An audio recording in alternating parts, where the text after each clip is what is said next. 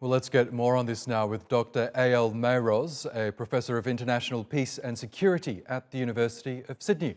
Welcome to the program, Professor. Ukraine's President Zelensky says genocide has taken place in Ukraine, while the US President has called Vladimir Putin a war criminal. From a legal standpoint, are those statements warranted at this point in time? Well, I'm happy that you said that from a legal perspective, because genocide is a term that can be used and often misused by politicians, by sometimes even academics, by journalists, but it is predominantly a legal term.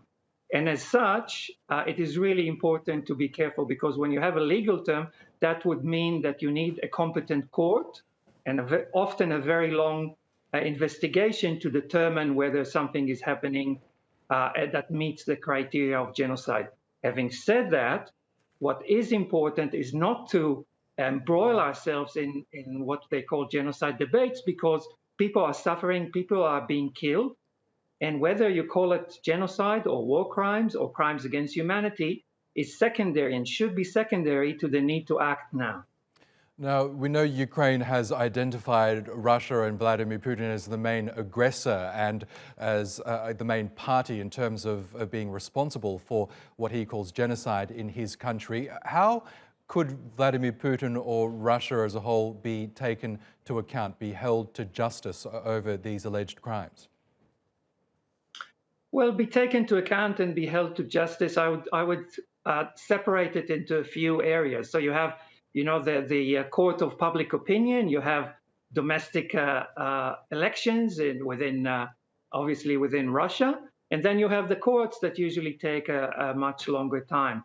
In terms of the courts, we have the International Criminal Court that has within its jurisdiction all these crimes, war crimes, crimes against humanity, genocide, and I think an investigation has already started.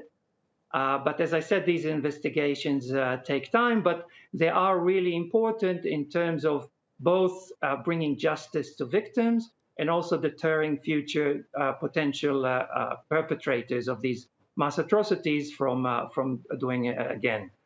Yes, but it's interesting because Russia isn't a signed-up member of the International Criminal Court. So even though the ICC has launched an investigation, it'll be very unlikely that President Vladimir Putin will ever face justice in terms of that arena, is it?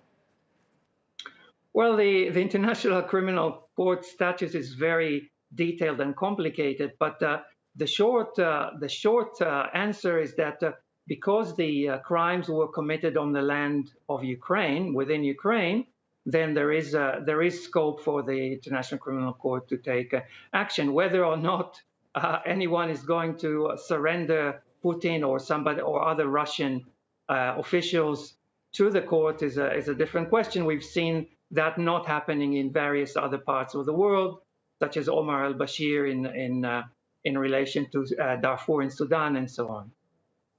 Okay, Dr. Eyal Mayroz from the University of Sydney. We'll have to leave it there, but it was really good to get your analysis. Thank you so much for that.